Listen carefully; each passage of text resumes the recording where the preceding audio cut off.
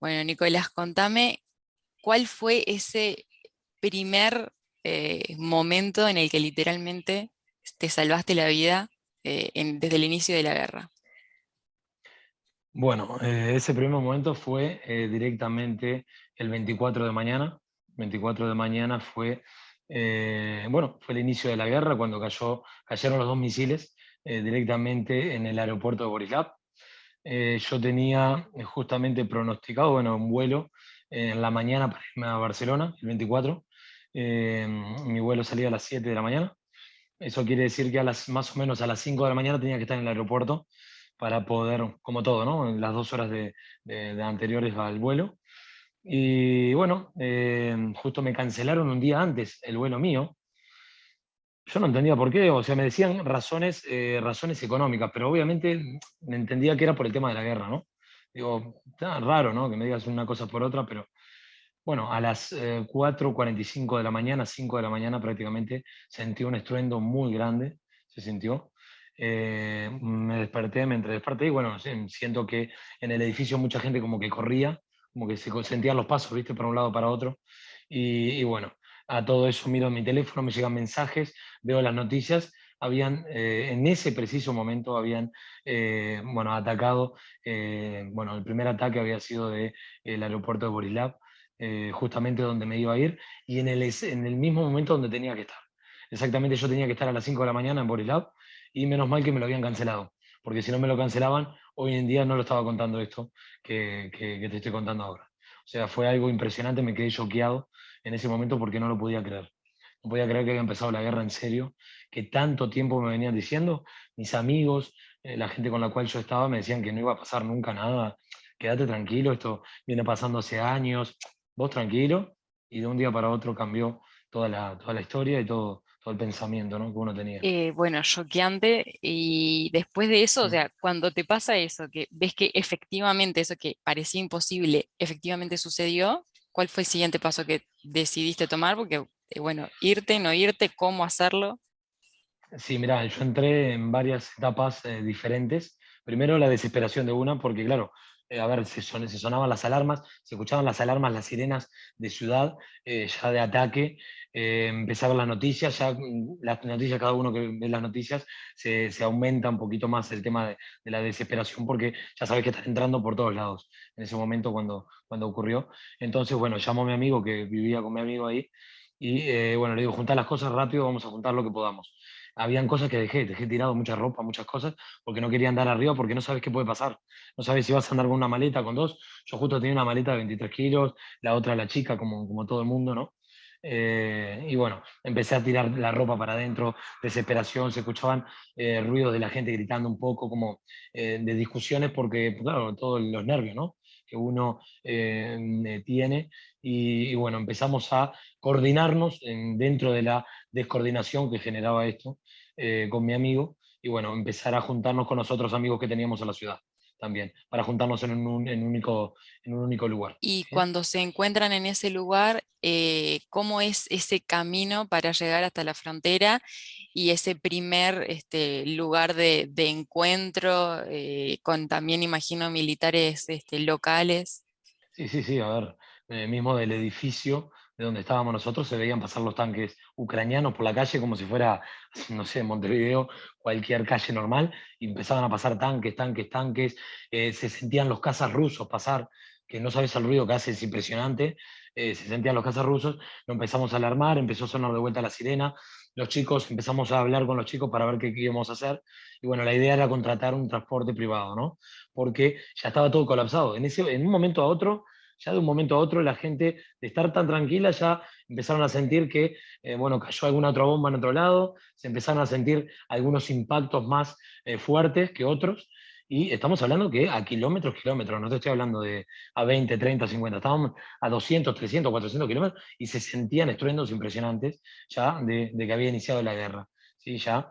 Entonces, bueno, tratamos de alquilar un bus privado con otra gente que conocíamos de la ciudad, y bueno, tuvimos la suerte, pero te estoy hablando ya prácticamente al otro día en la tarde. O sea, no había nada, era casi imposible encontrar. Estábamos buscando por todos lados y era casi imposible. Y cuando llegaron a ese primer punto, con el ómnibus, ¿qué pasó? Bien, bueno, fue toda una travesía porque empezamos a salir de Kiev y ya estamos hablando que para hacer 10 kilómetros en Kiev, unos 6 7 horas nos llevó. 6 7 horas para hacer 10 kilómetros y no podíamos salir. Y los rusos cada vez estaban más cerca de nosotros. O sea, nos decían que ya estaban a 150 kilómetros.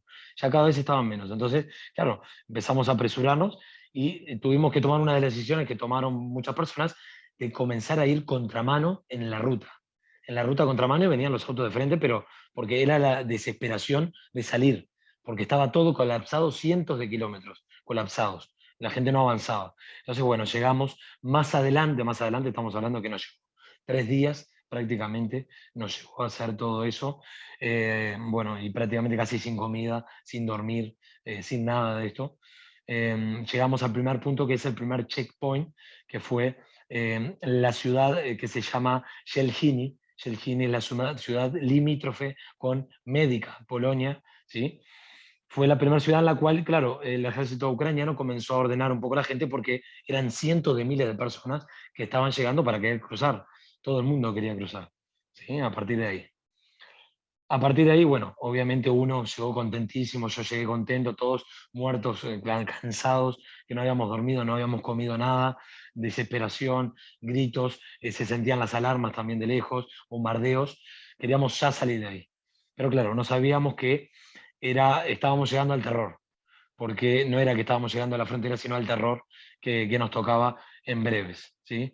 Bueno, había una fila ucraniana larga, larguísima, y de este lado, del lado de los extranjeros, no había ninguna fila, ¿sí? Nos llamó un poquito la atención eso, que no había ninguna fila, y nos llamó la atención también, bueno, porque eran muchos inmigrantes que habían, pero no eran inmigrantes que no eran como nosotros en el sentido de que no eran de Europa, no eran de América.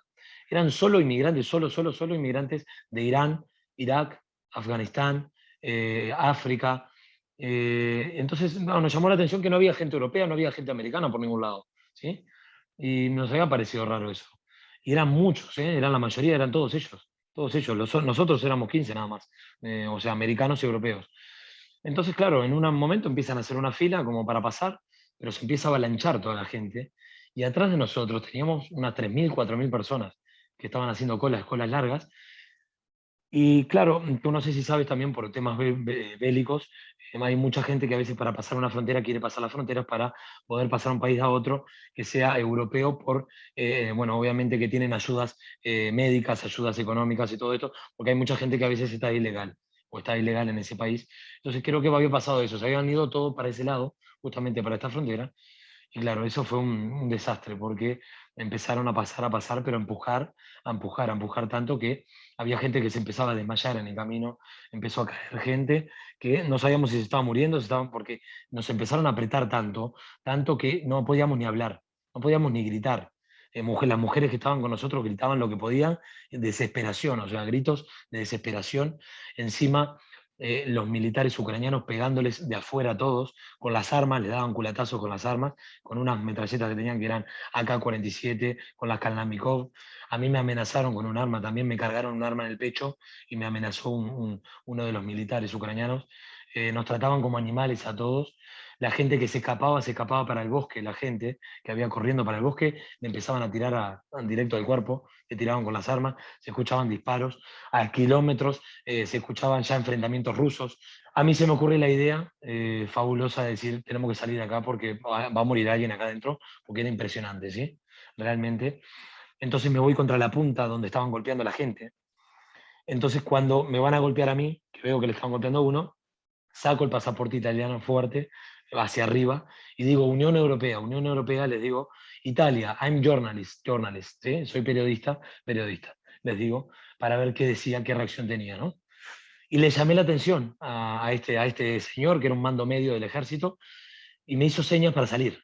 Entonces salí entre la gente, quisieron salir conmigo otros chicos de Afganistán y todos los golpearon, los dieron contra el piso, o sea, impresionante, ¿no? Lo que pude hacer en ese momento es decir que teníamos un equipo de periodistas de la Unión Europea juntos y empecé a gritar Italia, Italia, España y comenzaron a salir mis amigos de esa forma, comenzaron a salir así toda la gente que venía con nosotros. Claro, ahí fuimos a otra frontera que se llamaba Krakowicz. Krakowicz es una frontera que es muy grande, en la cual tiene frontera con Korsova. Korsova es parte de Polonia, ¿sí? Te voy a decir, no lo podés creer, pero estuvimos caminando 10 kilómetros con las maletas, 15 kilómetros prácticamente con las maletas, cansados, 6 días caminando, muertos, desilusionados, llorando, ya desesperados, sin ninguna cosa en mente, o sea, queríamos salir. Yo quería salir de ahí, mis amigos también. Llegamos ahí a la frontera, no había casi nadie de gente, nos pareció raro porque en la otra habían miles de personas, en esta no había casi nadie de gente. Pasamos, le pedimos por favor, pero le teníamos miedo, viste, ya a los militares que estaban. Y el militar nos miraba tranquilo como diciendo, davai, davai, davai es como vamos, vamos, pasad, sin problema, ¿no? Y ya lo mirábamos como un poco extraño porque, a ver, habíamos pasado naturalmente, ¿no? Naturalmente por ahí y vemos que el cambio de humanidad comenzó a cambiar fuertemente, ¿no? O sea, ¿qué pasó, no? Y bueno, entramos, hacemos el papeleo, salimos por el lado polaco, pero fue una cuestión de minutos, o sea, estoy hablando de media hora, una hora, pasó todo esto tan fácil y tan rápido, ¿no? Yo pienso que, claro, fue que habíamos agarrado la peor frontera para poder pasar. O sea, habíamos encontrado el peor lapso para poder pasar un extranjero o lo que sea, cualquier persona. Y bueno, no te imaginas, ya cuando veo la bandera de Polonia del otro lado, cuando vemos los soldados polacos que nos vienen a recibir, yo me tiré al piso lleno de nieve, abracé el piso porque era una cosa que no te imaginas.